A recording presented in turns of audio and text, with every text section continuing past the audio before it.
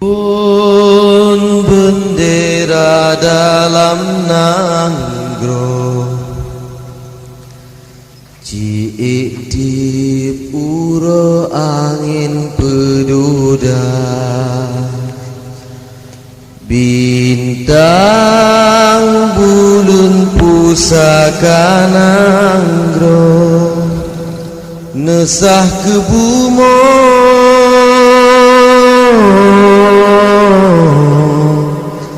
Aceh mulia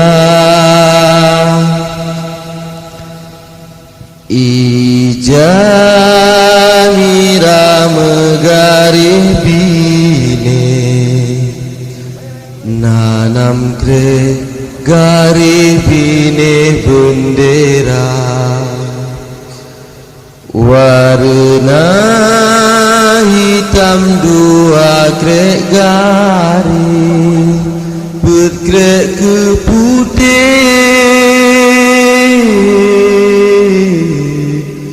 garis mewarna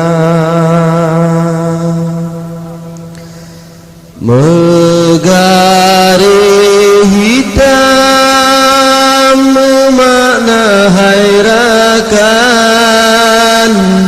dutanyo kenang jasa syuhada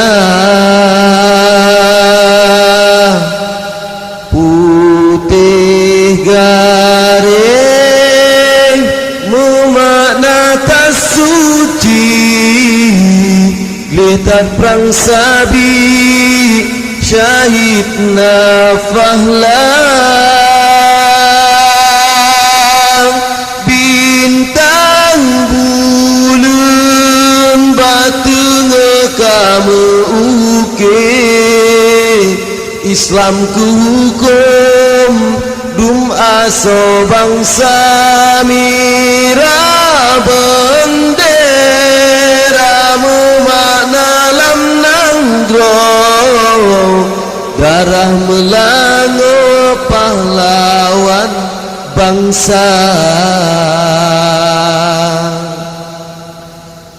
lam nanggro Aceh Syahyapu tat semelupan sigom dunia Syahya bintang bulan kaji dileda taklid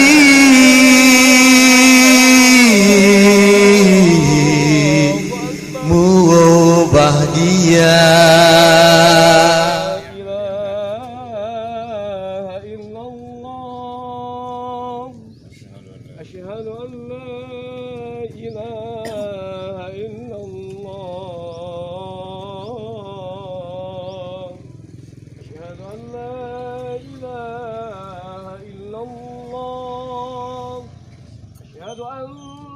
محمد رسول الله أشهد أن محمد رسول الله حي على الصلاة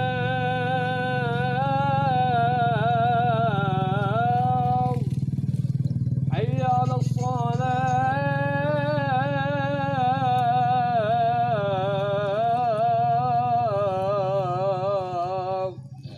حي على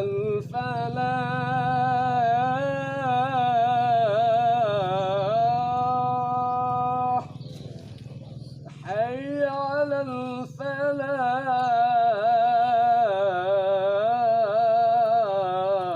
الفلاح الله أكبر الله أكبر لا إله إلا الله ماما